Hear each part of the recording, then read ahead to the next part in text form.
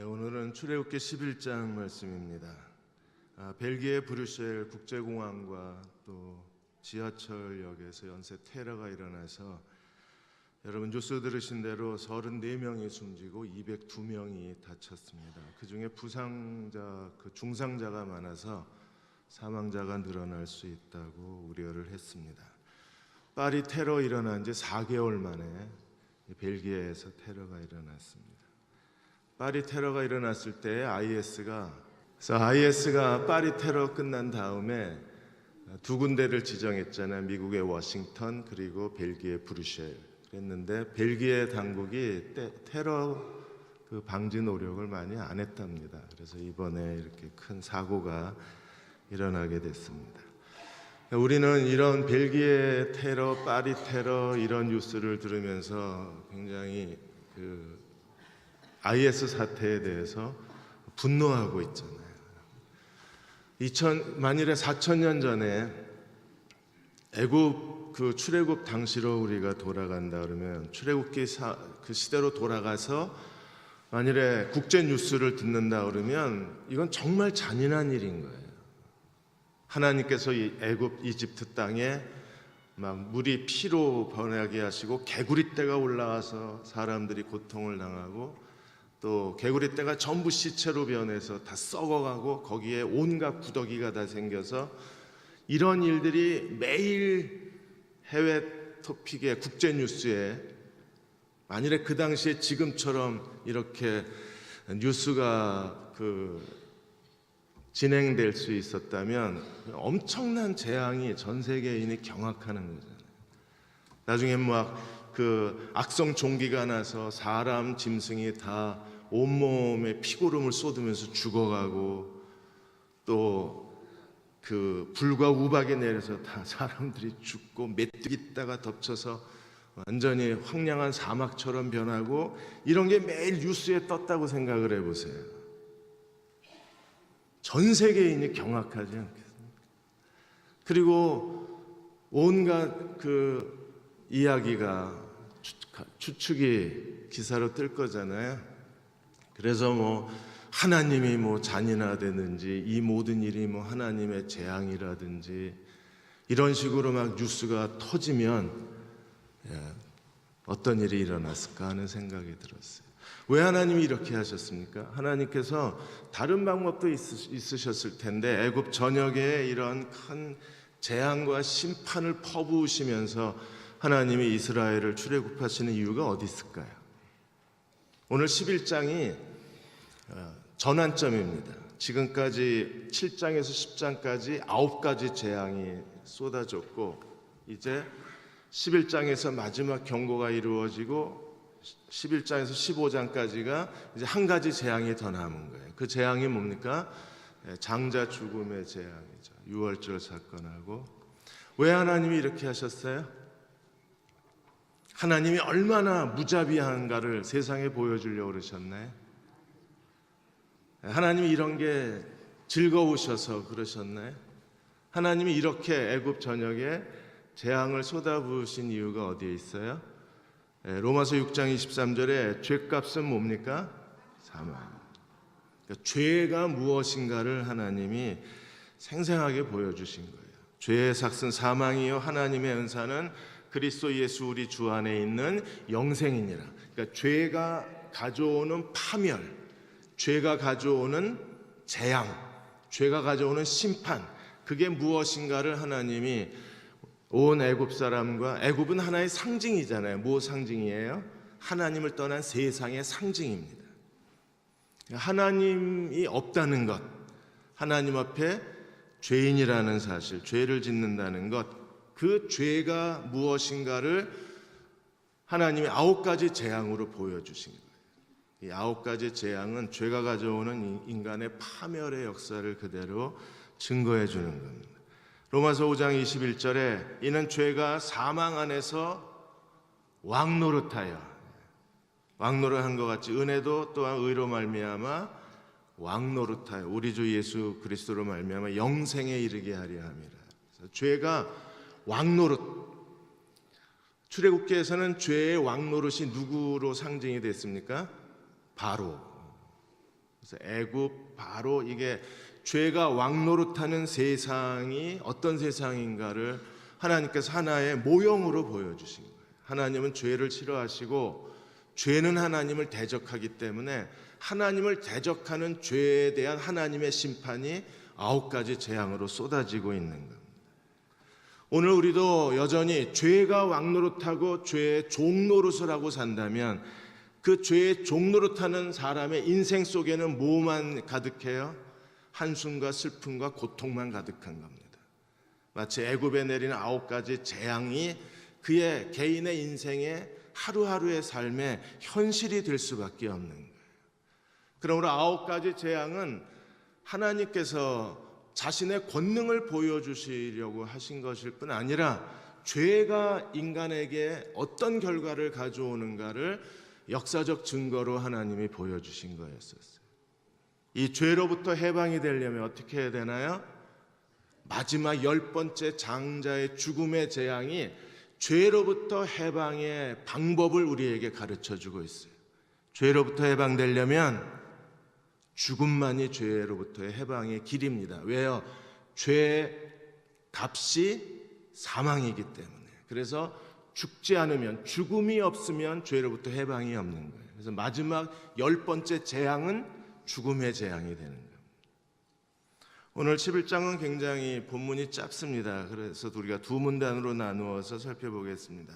먼저 11장 1절에 3절까지 여호와께서 모세에게 마지막 재앙을 전달을 하셨어요. 그 마지막 재앙의 전달에서 죽음에 대해서 얘기를 합니다. 죽음의 재앙이 애굽에 쏟아져야, 죽음의 재앙이 이루어져야 그 다음에 이스라엘이 애굽에서 탈출을 할 수 있어요. 쫓아냅니다. 쫓아내는데 그냥 나가는 게 아니라 애굽 사람이 이스라엘 백성들에게 은근 패물을 줄 거예요. 죽음이 없으면 해방이 없어요. 우리는 새로운 생명을 얻지 못합니다. 해방이 없으면 새로운 삶이 없어요. 이게 11장 1절에 3절까지 하나님께서 모세에게 전달한 마지막 재앙의 메시지의 핵심이 여기에 있는 거예요. 요한복음 5장 24절에 보시면 똑같은 말씀이 있습니다. 내 말을 듣고 또 나 보내신 이를 믿는 자는 영생을 얻었고 심판에 이르지 아니하나니 사망에서 어디로 옮겼어요? 생명으로. 사망에서 생명으로 옮기려면 반드시 죽음의 재앙이 있어야 돼요. 죽음의 재앙을 통해서 우리는 사망에서 생명으로 옮겨갈 수 있어요. 우리는 심판에서 어디로 바뀐 사람입니까? 영생을 받은 사람으로 바뀌어지는 거예요. 그래서 내 말을 듣고 나 보내신 이를 믿는 자는 영생을 얻었고 심판에 이르지 아니하나니.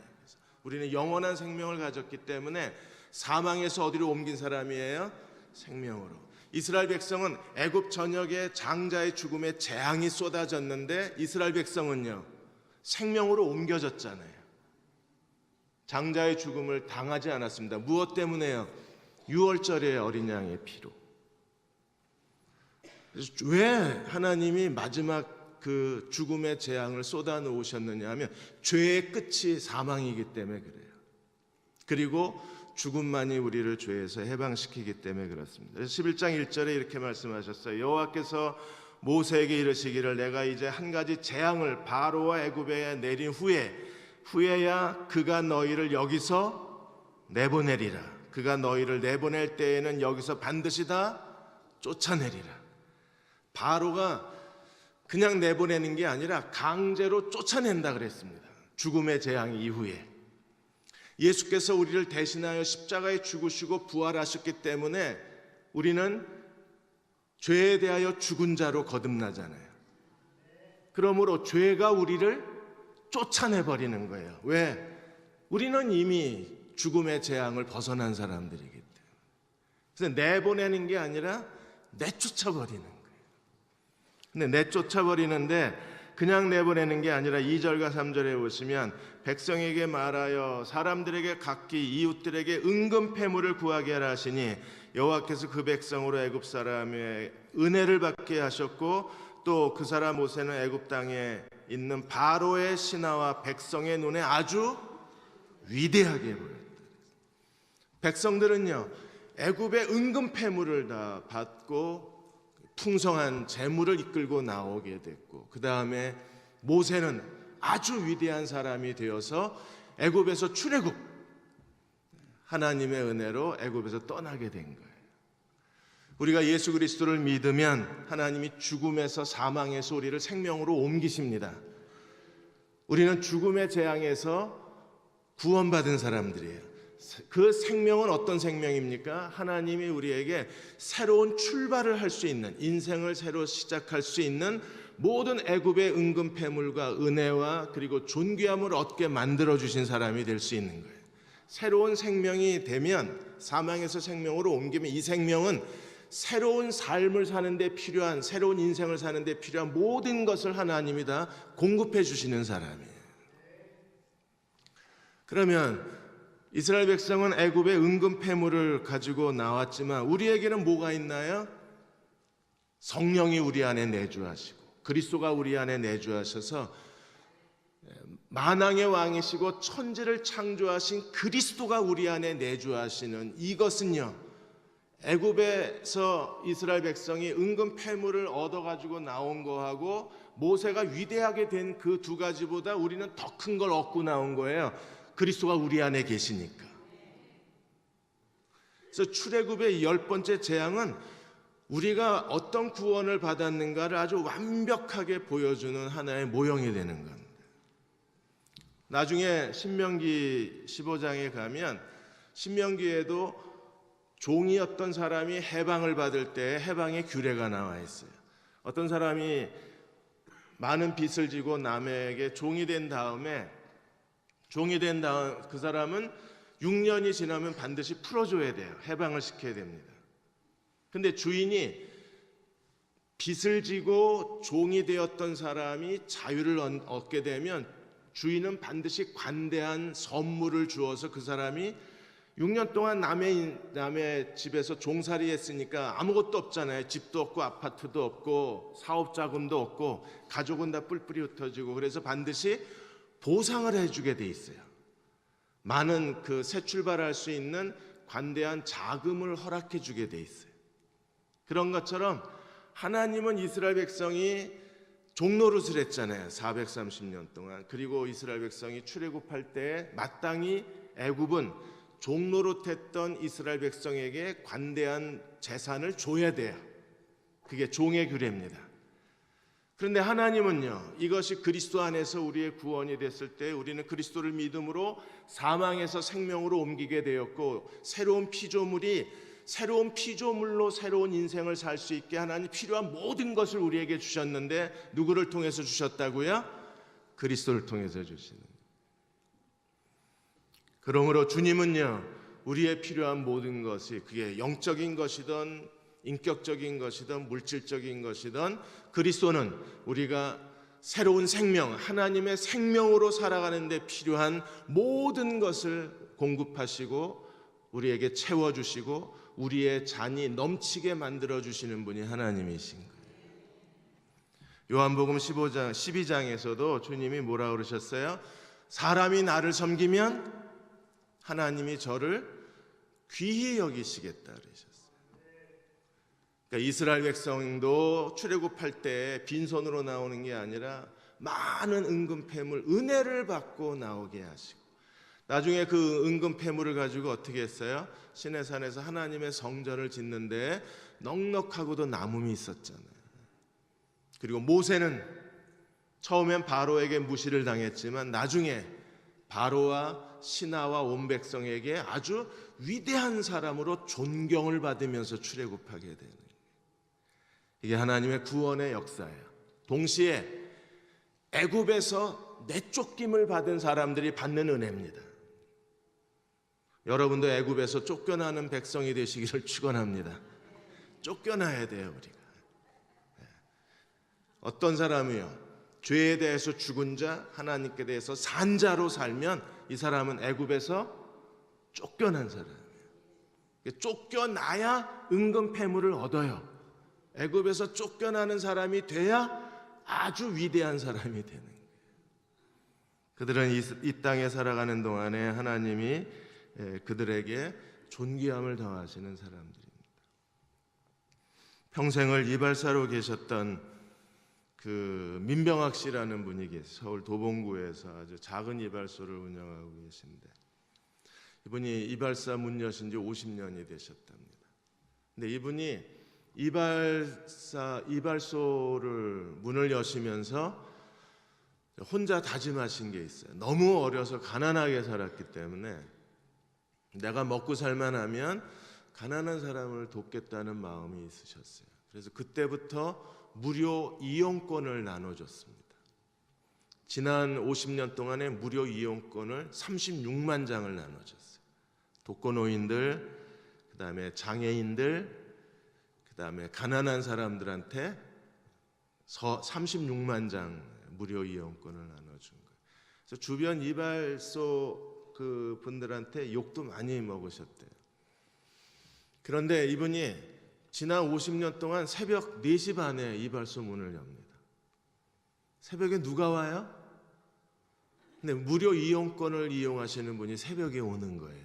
사람들 눈을 피해서 창피하잖아요. 아무리 그래도. 또 남자들이 또 그런 자존심과 명예가 있잖아요. 그러니까 이분은 그분들의 마지막 자존심을 지켜주고 싶어서 4시 반에 문을 여는 거예요. 그러면 무료 이용권을 가진 사람들이 일찍 와서 머리를 깎고 인사하고 그리고 가신대요. 이런 분들은 얼마나 소중해요? 이런 분들이야말로 보이지 않지만 정말 아주 위대한 사람들이잖아요. 그러니까 어떻게 이런 삶을 살아요? 하나님의 새 생명을 가져야만 해요. 하나님의 새 생명이 아니면 누구라도 이런 삶을 살 수가 없는 거예요. 이제서야 좀 저도 설교 분위기가 잡히네. 이게 한번 이렇게 휘젓고 가면 잘 안정이 안 돼요. 그러는 사이에 벌써 일대지가 끝났습니다. 하나님이 이런 재앙을 주셨을 때 하나님의 목적이 뭐였습니까? 이스라엘 자손과 자손에게 내가 한 일을 가르치라는 거였었어요. 그러니까 하나님이 애굽 땅에 잔인한 재앙을 쏟아놓은 거, 그걸 가르치는 게 아니라 그 재앙을 통한 하나님의 메시지를 가르치라는 거예요. 그게 뭐예요? 첫째는 죄는 파멸을 가져온다는 거. 또 하나 중요한 사실은 뭐예요? 죄는 사망으로 끝난다는 거. 그 사망에서 건지심을 받는 게 하나님의 구원이고, 그 사망에서 건지심을 받는 사람들이, 사망 반대는 뭐예요? 생명이잖아요. 그러니까 우리는 생명을 가진 사람인 거예요. 그 생명을 가진 사람들만이 뭘 얻을 수 있습니까? 애굽으로부터 은근 패물을, 애굽으로부터 위대함을 얻을 수 있는 거예요. 여러분이 예수 그리스도로 말미암아 새로운 생명을 얻으신 걸 믿으십니까? 그럼 우리는요, 세상의 은근 패물을 은혜로 얻는 사람이에요. 하나님이 그걸 우리에게 은혜로 주실 걸 믿어야 돼요. 아멘은 했는데 얼굴 표정은 안 믿으세요. 지금 눈빛이 흔들리고 계시거든요. 믿으셔야 돼요.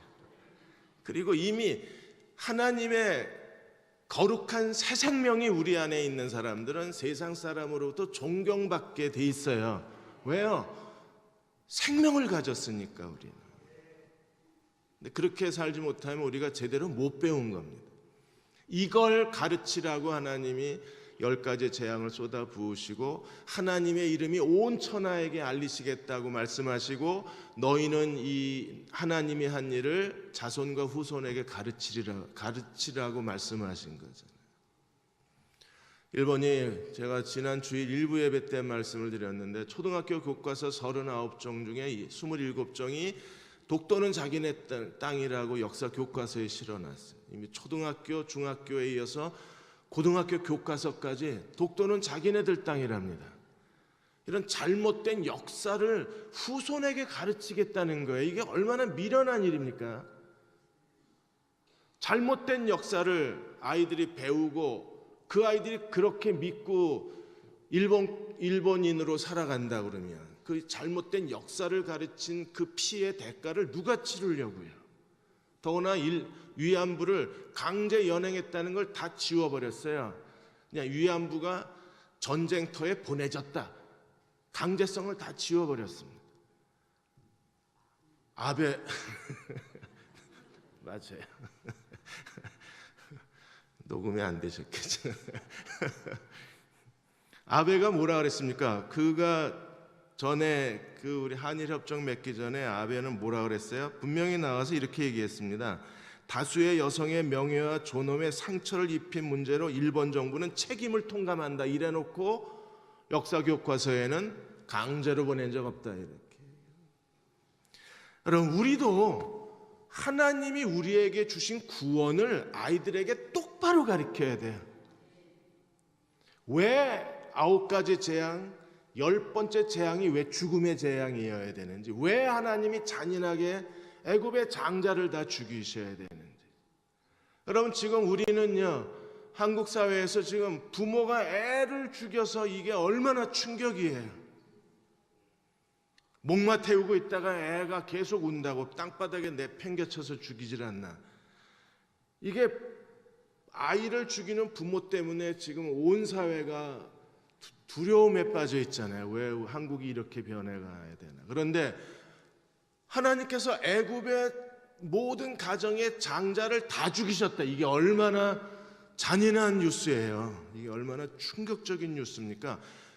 그걸 그냥 피상적으로 해석을 하면요, 하나님은 그냥 무서운 하나님이 돼버리지만, 그러나 구원의 교리적 측면에서 해석을 하면 구원이라는 것은 사망에서 생명으로 옮기는 거다.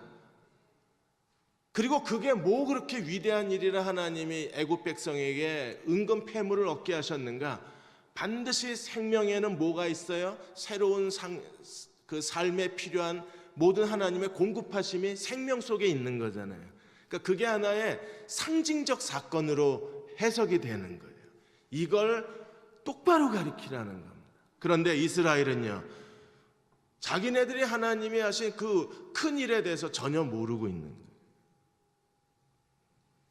하나님이 선지자를 통해서 계속 역사의 위기 때마다, 종교적으로 타락할 때마다 출애굽의 역사를 다시 가리키신 이유가 거기에 있는 거예요.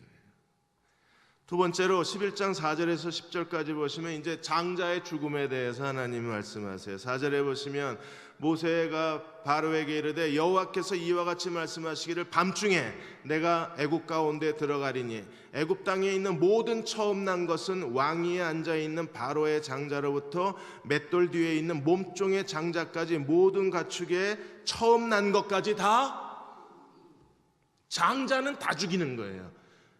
바로의 귀족의 장자부터 몸종의 장자와 모든 가축의 장자는 다 죽이는 거예요.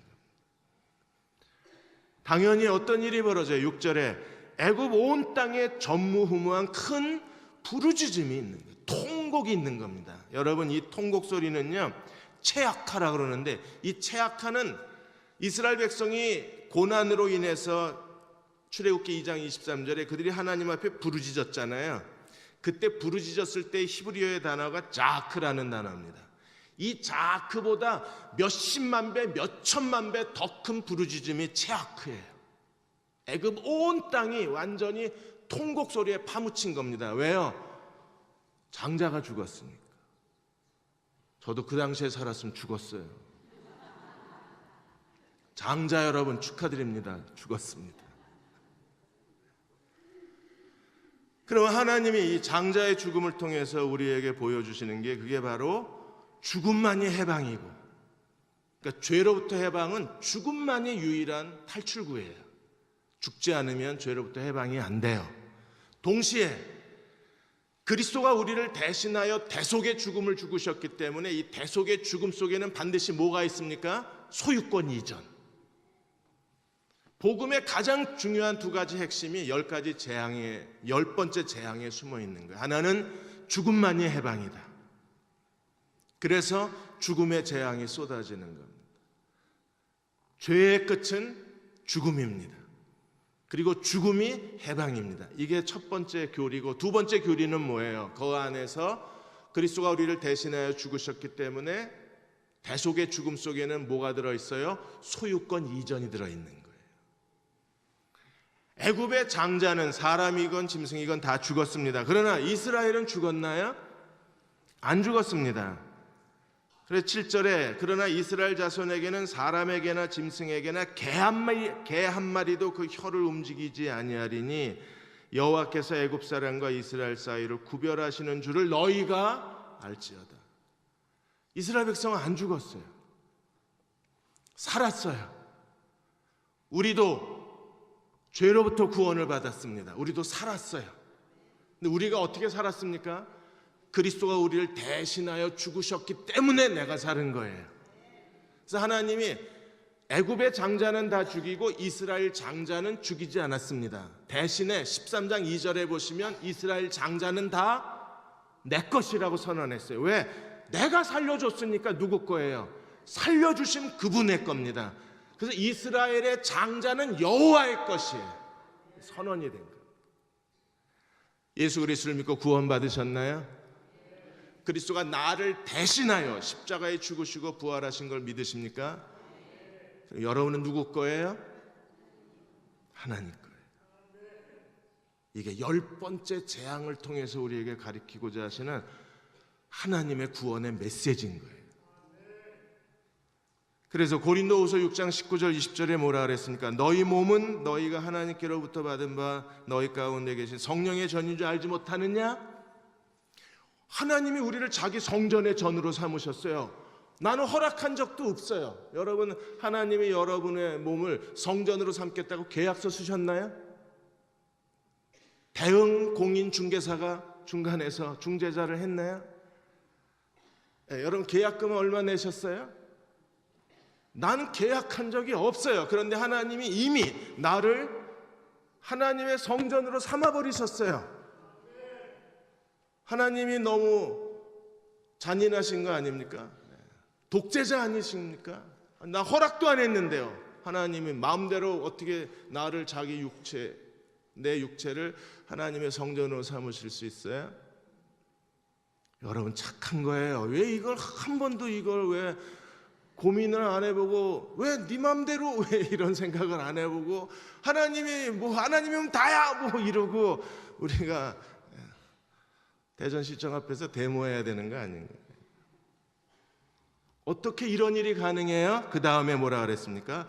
너희는 너희 자신의 것이 아니라 값으로 산 것이 이미 팔렸어요.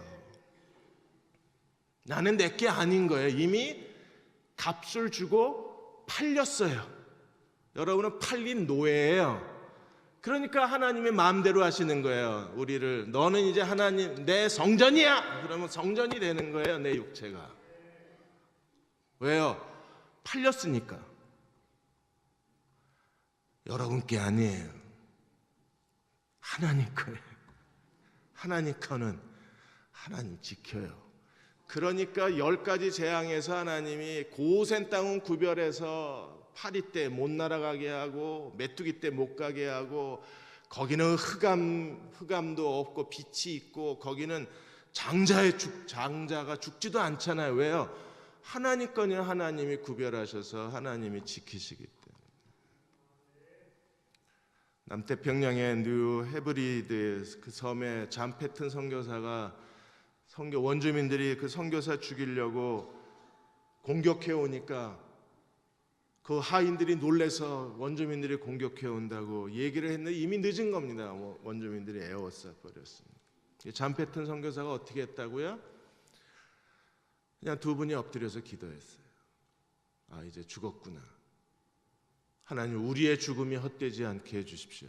그냥 기도는 하나였대요. 우리의 죽음이 헛되지 않게 해주십시오. 한참을 기도해서 지금쯤은 불을 던져서 불이 붙거나 유리창이 깨지고 현관문이 깨져서 원주민들이 들어와서 창으로 자기들을 찔렀을 시간이 지났는데 아무 일이 없는 거예요. 그래서 한참 기도하다가 조용해서 눈을 떠보니까 다 없어졌어요. 원주민들이. 하인들만 서성거리고 서 있는 겁니다. 그래서 물어보니까 아까 다 갔대요. 나중에 그 원주민 추장에게 복음을 전할 기회가 돼서 잔 패튼 선교사가 그 추장한테 물어봤잖아요. 그때 왜 안 죽였냐 우리. 그랬더니 추장이 뭐라고 그래요? 웬 건장한 남자들이 칼을 들고 집을 에워싸고 있는데 무서워서 공격을 못 하겠더라고요. 그 사람들 누구냐고 오히려 추장이 거꾸로 물었잖아요. 그 사람들 누구예요? 하나님 천사가 지켜준 거죠. 선교 역사에는 이런 일들이 굉장히 많이 일어나요. 하나님이 그 강한 손으로 자기 백성을 보호하고 계신 그 증거들이 너무나 많이 나타나요. 우리도 예수 그리스도를 믿었을 때 여러분 이미 노예 증서가 이미 하나님과 사탄 사이에 계약이 끝났어요. 우리는 누구 거였었어요? 마귀 거였었어요. 그러다가 그리스도가 핏값으로 우리를 값주고 사셨습니다. 죽음의 값을 치르셨기 때문에 이제 마귀가 더 이상 바로가 자기 거라고 주장을 못하는 거예요. 소유권이 누구에게로 넘어가요? 하나님께로 넘어가는 거예요. 그래서 우리는 하나님의 백성이 되는 겁니다.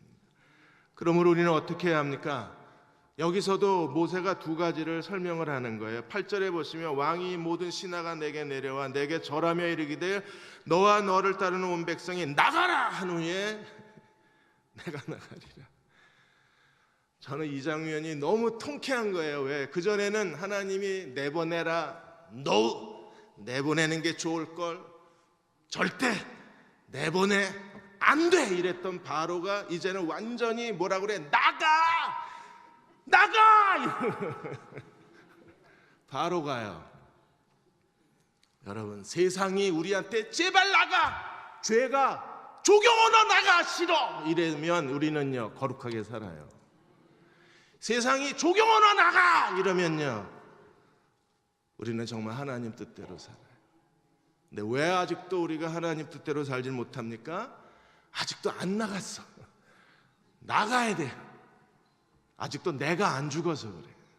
내가 안 죽으니까 마귀가 아직도 나를 자기 백성으로 착각을 하는 겁니다. 그러니까 끝까지 나를 바짓가랑이를 붙들고 늘어진다고 어른들이 얘기하는 거죠. 이렇게 붙들고 늘어지니까 거룩하게 못 사는 거예요. 근데 어느 날 내가 그리스도와 함께 죽고 그리스도와 함께 다시 살면 세상에 우리가 바로와 신하와 애굽 백성들이 우리에게 뭐라 그래요? 나가! 이러면 우리는 해방된 거예요.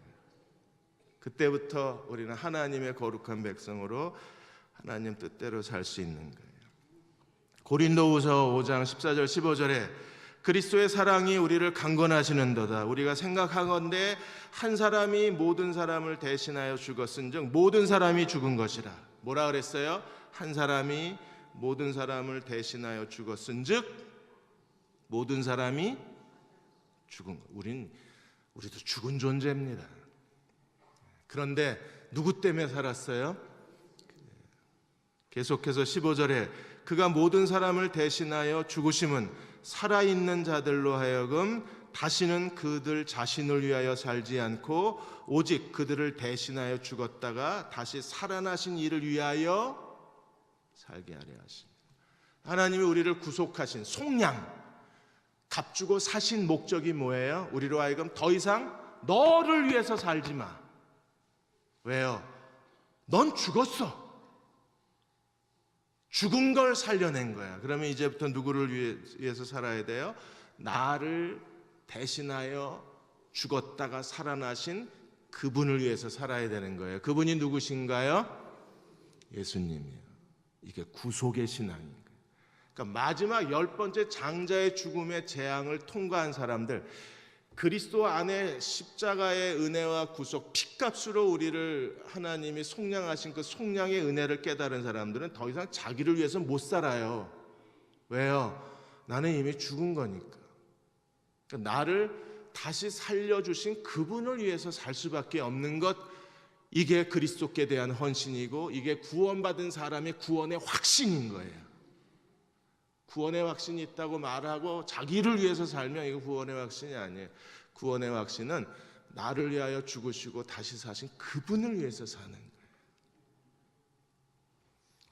어느 아이가 동네 이사를 가서 유치원을 옮기게 됐습니다. 그래서 엄마가 애를 데리고 가면서 이제 우리 다른 유치원에 가야 돼. 왜? 이사 갔으니까 다른 유치원 가야 돼. 그래서 아이가 그럼 선생님도 바뀌어? 그럼 유치원 바뀌면 선생님도 바뀌어야지.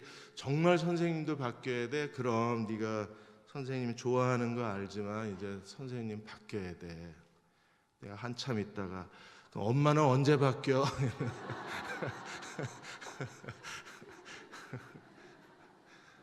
그래서 엄마가 순간적으로 아빠한테 물어봐. 아빠가 바꿔야지 그거는. 예수 그리스도를 믿는다는 건요, 바뀐 거예요. 뭐가 바뀌었어요? 우리의 주인이 바로에게서 누구에게로? 소유권이 바뀌었어요. 이제 여러분 마귀 백성은 아니에요. 죄의 백성 아니에요. 죄에게 종로로 탈 필요가 없어요. 해방됐기 때문에. 이제 우리는요, 하나님의 종으로 사는 거예요. 한경직 목사님이 신의주에 전도사로 가서 목회를 시작해서 신의주 제2교회를 지을 때 그 교회에 가난한 노인 한 분이 계셨는데, 이분이 자기는 돈도 없고 배운 것도 없고 그래서 하나님의 예배당 짓는데 도울 게 없으니까 나는 몸은 튼튼하다. 그래서 노인이 새벽부터 나와가지고 공사 끝날 때까지 계속 우물물을 길어가는 거예요. 건축하는데 물이 많이 필요하잖아요. 그러니까 그 물을 혼자서 아침부터 새벽부터 밤까지 계속 우물물을 자기가 우물물 길어보셔서 알지만 그게 굉장히 힘들잖아요. 두레박을 내리고 올려야 되니까. 그런데 나는 이 일을 통해서 내가 하나님을 섬기고 있다는 걸 느끼고 싶으니까 제발 건드리지 마. 우물은 내 거야. 나로 하여금 내가 하나님을 섬긴다는 그 기쁨을 누리게 해달라고 교인들한테 얘기를 하고, 한경직 목사님한테 얘기를 하고, 목사님 이거는 내가 하나님에 헌신하는 내 재단이니까 이 일을 하게 해달라고. 그래서 아무도 물을 못 길어. 그분만 길어요.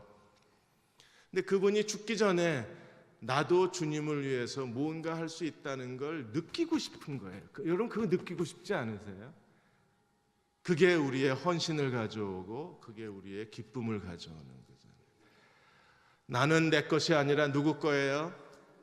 우리 옆 사람한테 확인을 하겠습니다. 당신은, 그대는 그대 것이 아니라 하나님 것이라오. 그리고 한번 얘기해요.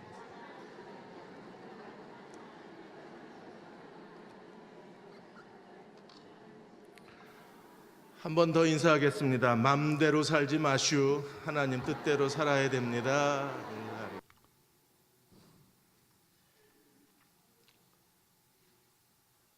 우리의 영원한 원수인 사탄 마귀가 최초에 우리의 조상이었던 아담 하와를 유혹해서 하나님이 금하신 선악과를 먹게 함으로 인해서 우리를 사탄의 모든 인류를 사탄의 노예로, 죄로, 사망의 노예로 삼았던 우리 모든 인류들을 우리를 지극히 사랑하시는 하나님께서 유일하신 독생자이신 구원자이신 예수님을 이 땅 위에 구원자로 보내주시고, 하나님의 은혜로 우리가 우리의 구원자요 생명이요 우리의 영원한 진리가 되신 예수님을 믿게 하는 믿음을 주시고, 주님 우리를 그리스도 안에서 하나님의 장자로 주님 불러주셔서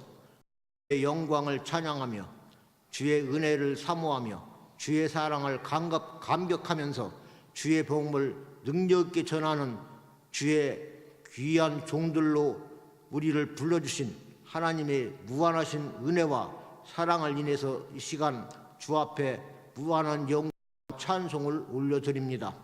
오늘도 이러한 마음을 가지고 주님을 사랑하는 귀한 주의 백성들이, 주님 아직도 그리스도를 알지 못하는 많은 영혼들에게 주의 복음을 전하기를 간절히 소원하는 마음을 가지고 있사오니, 하나님께서 오늘도 저희들의 입을 통해서 수많은 영혼들을 그리스도께로 인도하는 놀라운 주의 복음의 나팔로 주님이 저희를 사용하여 주시옵소서. 이와 같은 꿈을 가지고 있는 당신의 사랑하는 귀한 주의 백성들에게 지금은 독생자를 우리에게 주신 아버지 하나님의 극진하신 사랑하심과 우리 이 땅에 인간의 몸을 친히 입고 오셔서 우리 죄악을 담당하시고 사탄을 정복하시고 죄와 사망을 정복하신 승리의 영원한 왕이 되시는 예수 그리스도의 극진하신 사랑하심과 우리 심령 속에 매일매일 찾아오시고 함께하셔서 우리를 하나님의 은혜로 하나님의 말씀으로 하나님의 사랑으로 하나님의 으로 천국의 길로 인도하시는 성령님의 역사하심이 지금부터 영원까지 함께 하시옵기를 우리 주 예수 그리스도 이름으로 간절히 축원을 드리옵나이다. 아멘.